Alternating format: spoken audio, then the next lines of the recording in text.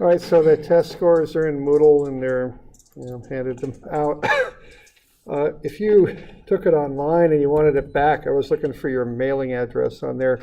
Well, we don't scan them and email them, so if you do want it back, if you had it online, you could just send me your address. Just do it from your LBCC account if you do that. I can't just send things back to general emails, even if you email me your address, I still need, just send, if you want it back anyway, just send me a message from your LBCC email or Moodle message me or something like that. Then I know it's from you and I can send it back. Okay, so that first one there, what are we doing here? We are, we're going to use, it's constant acceleration, so we're going to use s equals s0 plus v0 t plus 1/2 act squared. S is the unknown there, and then you've got the velocity and acceleration should have the same sign on them, on that. So that's what should be up with that, okay? So, so that's how that should be approached, okay? And you should come up with 84.48 or thereabouts. Okay. Any questions on that? Okay. The next one is not constant acceleration. So we got dv dt is 1.8 t, dv is 1.8 dt. You can integrate then. You've got limits to put in there. You're going to want, when the velocity is 0.9, the time is 2. All right. So those will be your lower limits. I just use letters for my upper limits. So you're going to get the integral of dv is v from 0.9 to v is the integral of 0.18 t, which is 0.9 t squared. Plug in your limits there, 0.9 for v and 2 for t. And so that will get you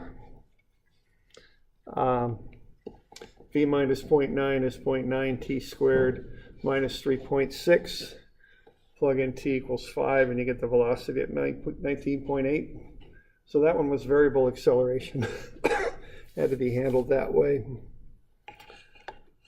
Questions on that one? Doing all right? Okay. All right, the next one, you want to identify that that's a spiral motion type problem. So on the next one there, you want to get the different values. So r is 0.36 times whatever theta is. Theta is 130 degrees. That's 2.27 radians. So multiply that by 0.36 and you get r. It's 0.817. Theta dot is 0.54. So r dot is 0.36 times theta dot, which is 0.54. So r dot is 0.1944. It's constant angular acceleration, so theta dot dot is 0, as is r dot dot. So you just pop them into the polar equation there, and you'll get the two components. It'll be negative 0.238 ur, that's in the radial direction, plus 0.21 times u theta, which is in the transverse direction. So the magnitude of acceleration is the square root of sum of the squares. Okay. Now those are radial and transverse. They're not really the normal and tangential, so be aware of that. So if you were to draw these up, they will look something like that. You're going to have the radial in towards A and the transverse going to the right here because the thing's rotating clockwise, and that'll be normal to the radial. Okay. Are we okay with that? Any questions on that?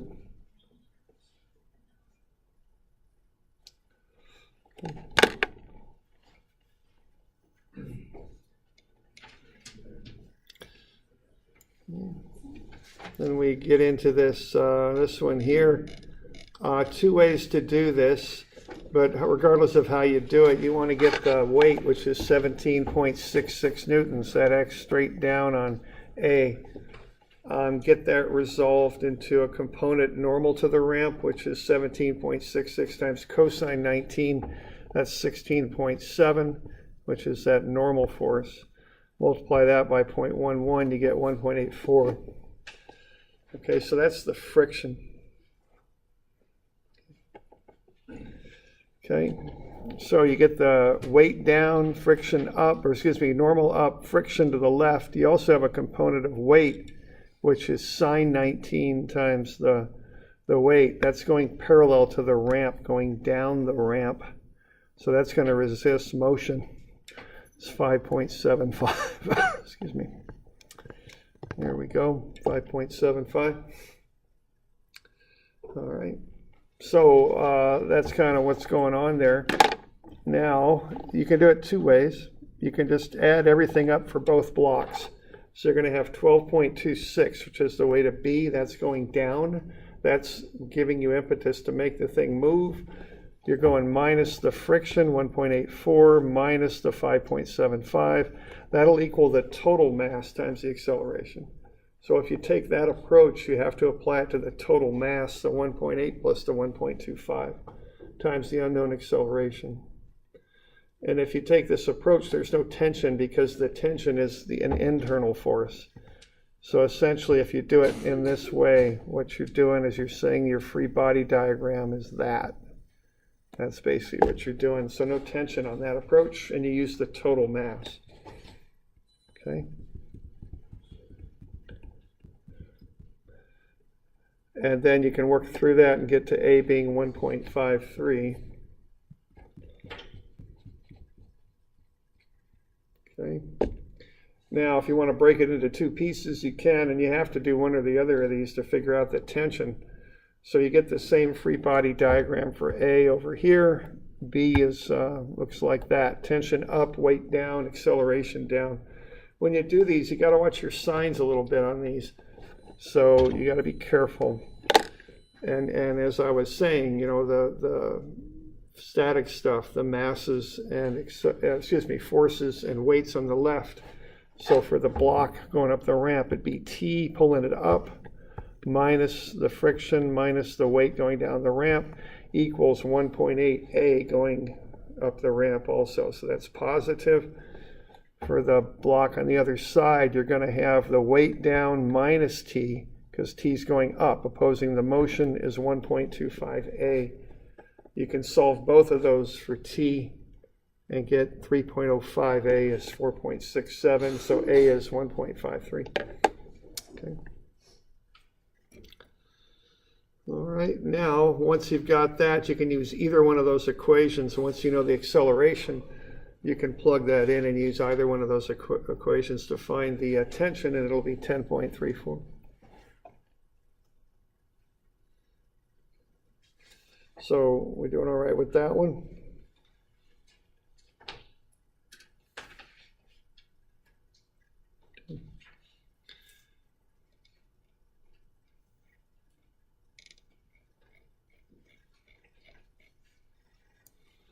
All right, and then the last one here, again, it's about getting a free body diagram. So the weight is 5.3 newtons. It's right there. And then you want the normal acceleration, which is going to go in towards the center. That's 2.76. Okay, then you want to run sum of Fn as m times the normal acceleration. So what you're going to have then is the force of the track. And what we're doing here, we're going on the normal axis. Like so. So I'm calling that positive. Okay, going that way. So I got F track up minus cosine 20 times the weight. So I want to get the component of this weight that's on the normal axis.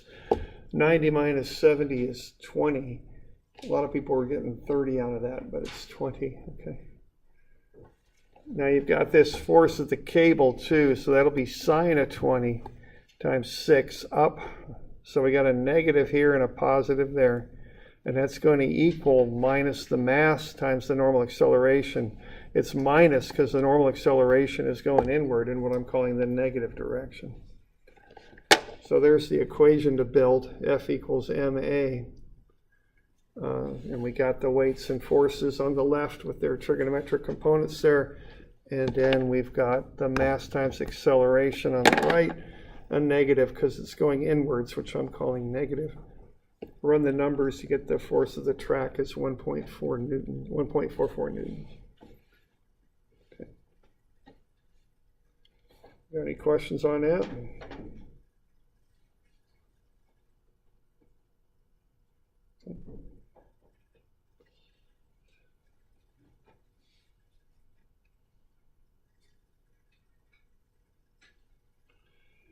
All right. So there we go.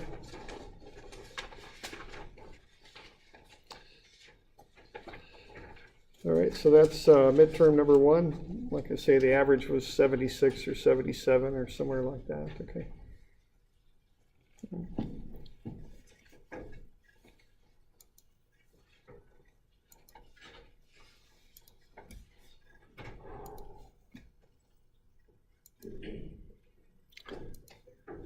Well, we got some homework that's coming too, so why don't we have a look at that? Now, I did push that one assignment back till Wednesday. If you want, you can turn both of those assignments in on Wednesday. So just so you know, I did that.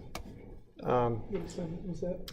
The one that was due today. Oh, okay. I just pushed it back, so if you want to grab it, no worries. And then we have that paper you handed to us on Friday. That's due Wednesday too. Yeah, it is. So there'll be 2 assignments due on Wednesday. That's whatever number this is.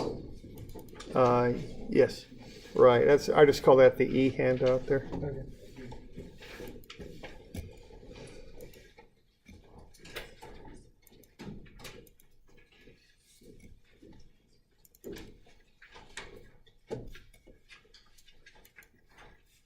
So why don't we have a look here for a second.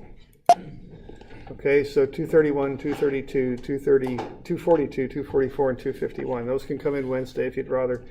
And then what we'll go over here today, here in a minute, is 261, 262, and that restitution handout, which is coefficient of restitution, okay? And that's available here in Moodle. It's also here, it's called the Restitution E homework. Everybody got a copy of that needs it? Okay, I'm doing right. Need one? Okay, we got a couple. So you can get them out of Moodle, or I can go grab you one here. Why don't we? All right, so we'll have a look at some of these. So 261, 262, and then that E handout there from Moodle. So let's have a look. Now, I guess we'll get to it, but there is a little bit that's punched out, the whole punch out of that E handout. It just says E is 0.54, is all that says up in the problem statement. Okay, and also 261 is on page 14, is where it's at.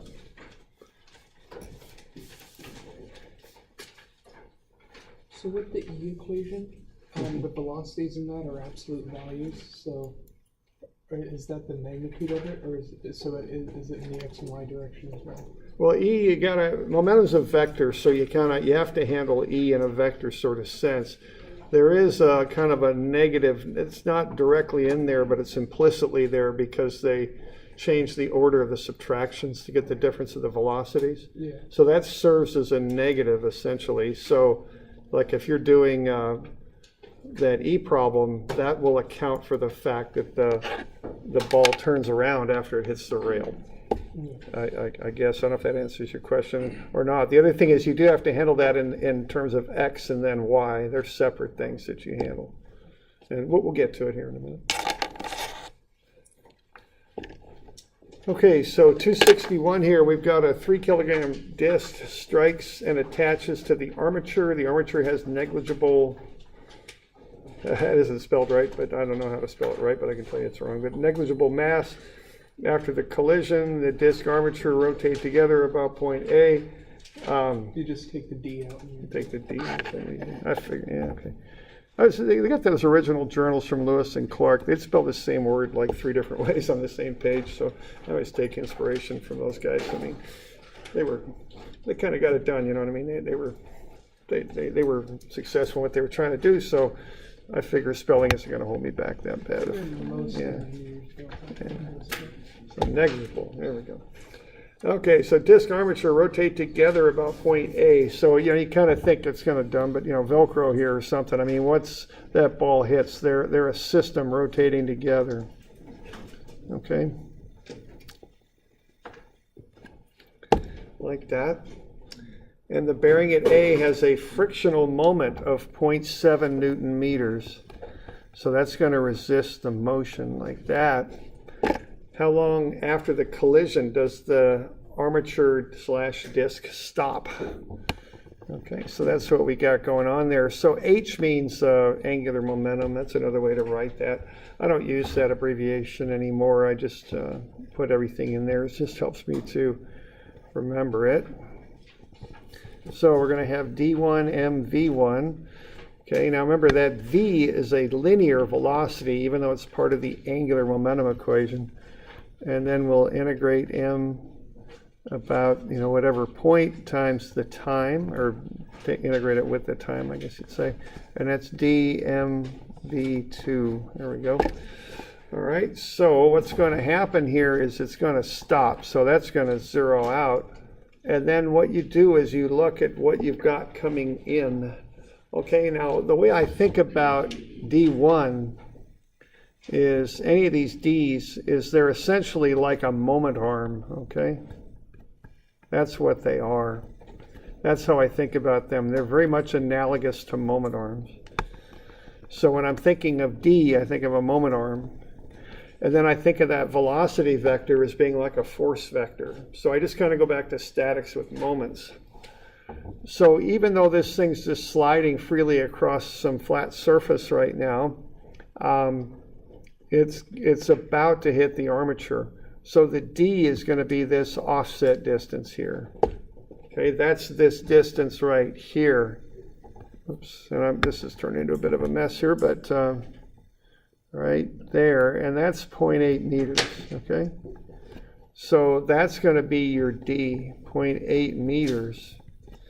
Okay, the mass is, of course, just whatever the mass is, and that's 3 kilograms. And then V1 is 2 meters per second.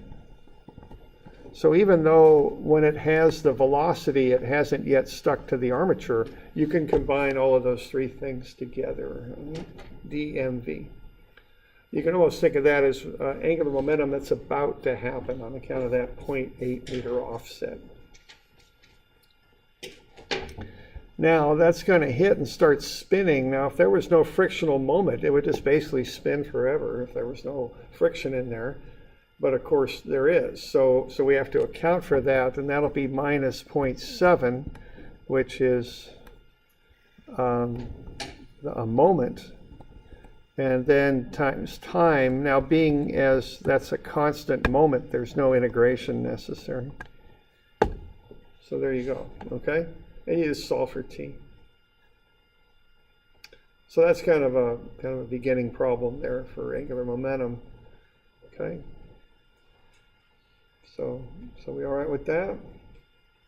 Say again why there's no integration. Why there's no integration? Because the moment's given as a constant. It doesn't change. Okay. So, there's no need to do any sort of functional integral. Anything, okay? All right. All right, so that's kind of a starting point there for momentum, angular momentum, okay?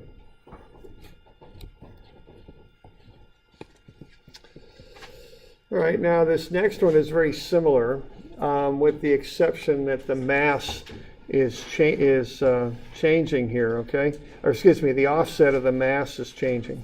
So what you're going to do on this one is just plug in to this equation here.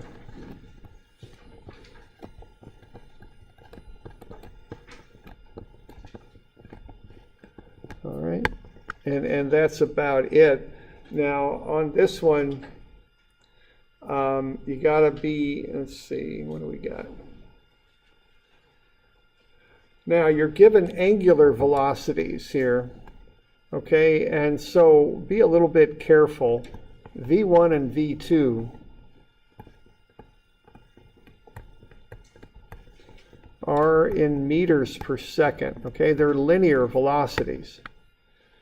Now what you've got is that V is equal to R theta dot, which if you've been in physics, you might call R omega. We'll start calling theta dot omega here pretty soon. Not just yet, but we will. Okay, so you got to distinguish on this between v, which goes into that angular momentum equation, and then theta dot, which you're given. You're given angular velocity. Okay, now what that is, that's theta dot. So you got to throw in an offset term in there on this one, okay? Oh, that darn thing. This thing locks up more than it ought. But anyway, there we go. Close the program. I guess we'll do that.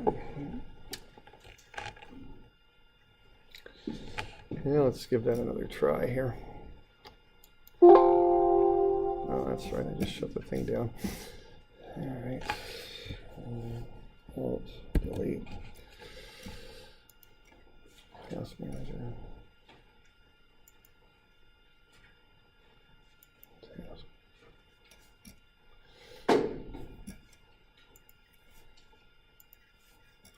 Well, we'll try this again.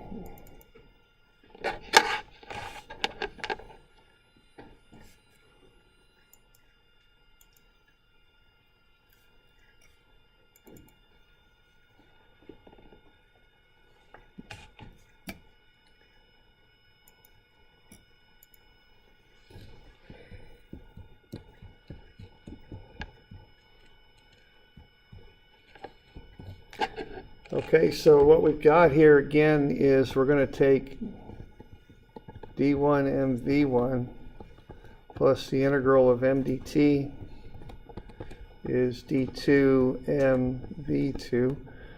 Okay, and really this should have summation signs, kind of like what you see up there. All right, so just be sure to distinguish here, as I was just saying, between angular velocity, which is theta dot, and linear velocity, which is v. Okay, so v is equal to meters per second. Theta dot is radians per second. And when you're doing this stuff, you also want to stay in standard units. You don't want to be, you've got centimeters and grams. I'd get that into kilograms and meters is what I do. Okay. So what you're going to do then, if you're given theta dot and you want to plug it into that formula, you're going to go r theta dot. Now r and d are the same thing in this problem, okay? Even though they've got different letters and they do look different, they are the same thing. They're both the offset from A, okay?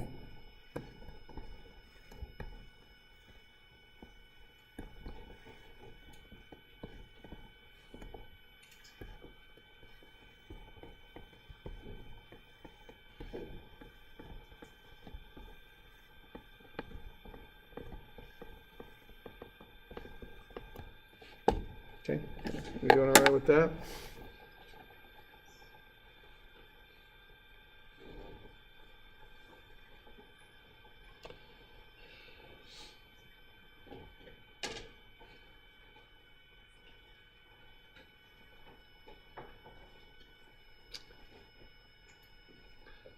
Okay, so that's that one.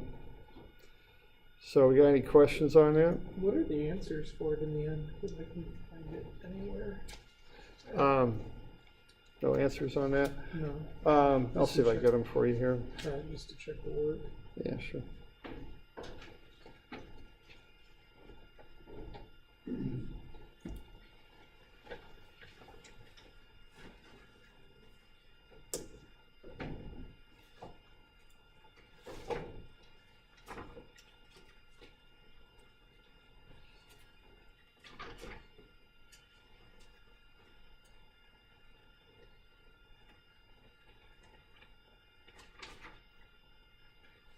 About 2.66 and 0.718.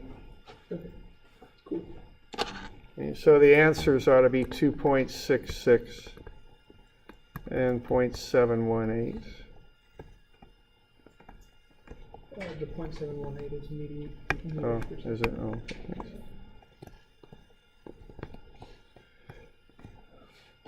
All right, so we okay with that one? Okay.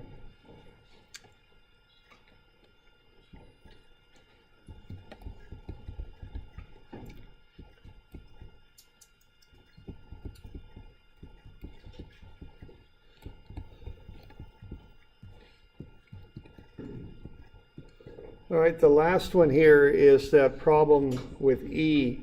Now this one's a little bit different than the others, than the other one you did, I should say, is it's E doesn't describe what happens when two balls hit each other. Instead, you've got a wall or a rail, which you have on a pool table, and then you've got a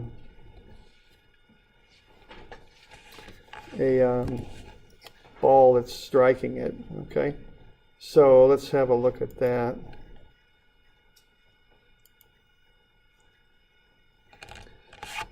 And this one is, you've got the ball going in an angle here.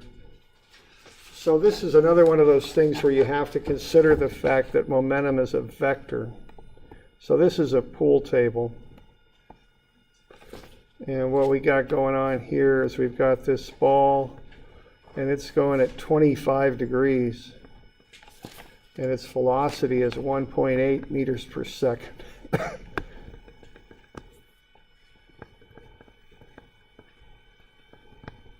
Like so, and then the ball's going to hit the rail and it's going to come off. And what we want to know is V is equal to what? And what angle are we at? Okay? So that's what this problem is about.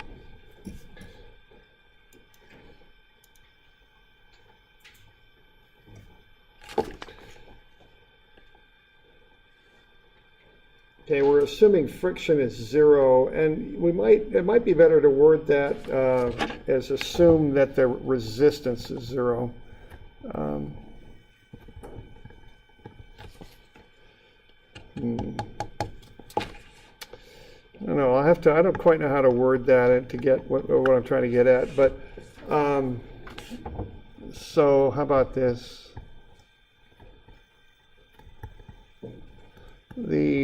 Assume the resistance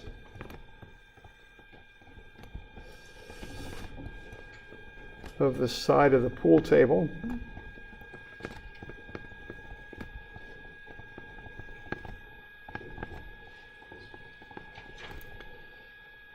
which is called the rail.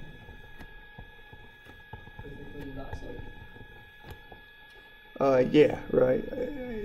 But how about in the y direction? And actually, it's not perfectly elastic because you're given E. In the y direction is 0. Okay. So when I use the word friction, you know, if you've ever played pool, you know that the rails actually are kind of soft. You know, they got a little cushion in them. But we're going to assume that the resistance of the side of the pool table in the y direction is 0. In the x, it's not. Okay. So the way to approach this thing is to treat the momentum like a vector. Okay, that's how you do this. Yeah. So why it says in the problem that assuming friction equals 0, so why do we only assume that y case and not the x case? Because it's 0. Yeah. Okay. Yeah, it's more a matter of semantics, I guess. What I'm saying there, you know, if you play pool, you know that the rails are kind of soft, and you can see that resistance they have in the y direction.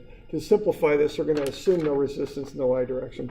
They are going to resist in the x direction. So assume that it's kind of like a stainless steel rail in a way. You know, it's no cushion. So it's just going to bounce and just go straight in the y direction without any resistance, but it will bounce off in the x direction. But the floor has Yeah, there's no friction. Yeah, we're making this simpler. That's what I think she was asking.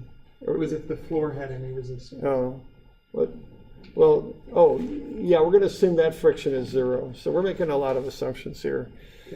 No friction, and also assume that the rail essentially is made out of stainless steel or something like that, so it has no cushion to it. Okay, if that makes sense. All right, so if you make all those assumptions, what we're going to have here is the ball is A, okay, and the rail is B. And you can treat this just like with the restitution equation. You can do it that way, and that is how you would analyze this. So what you can say here is E is equal to VB2 minus VA2 over VA1 minus VB1. And the change in order there accounts for the change in direction of the ball, okay? So if we're assuming the rail is B, the rail isn't going to go anywhere, okay?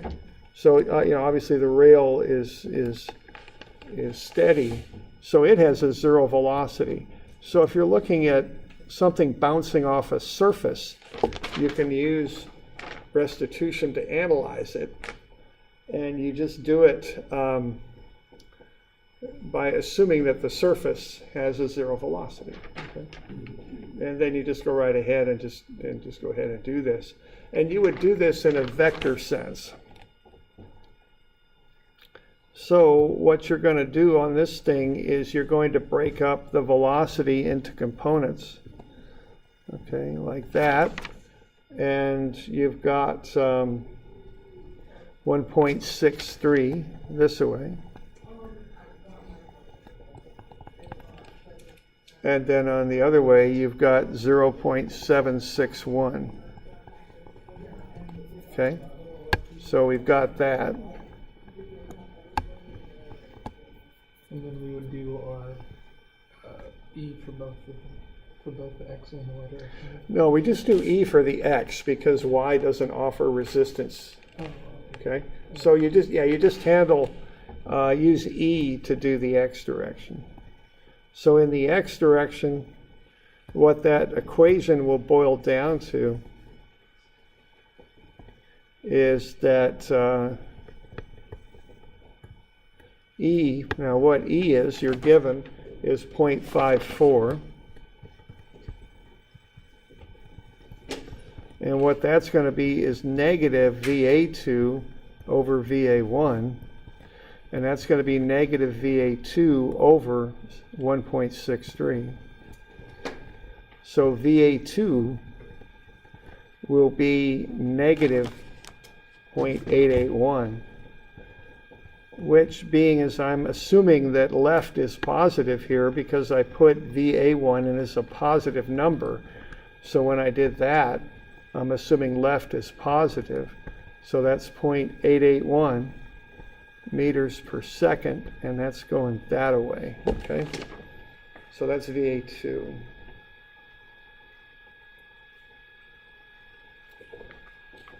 And that's in the X direction. So I might do well to put X subscripts on all of these things. Okay. Now in the Y direction, what I've got is VA1Y is equal to VA2Y. They're the same. They're 0.761. So that's the assumption we're making, is that the rail doesn't slow the ball down in the Y direction.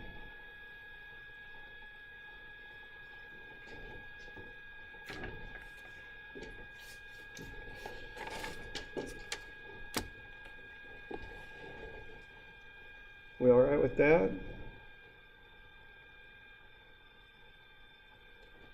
Okay. So now you got VA2X and you got VA2Y, so you should be able to get the total magnitude of the velocity and the direction there, okay?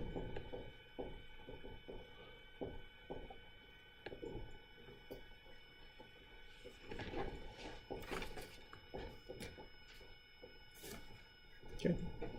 So that's that one.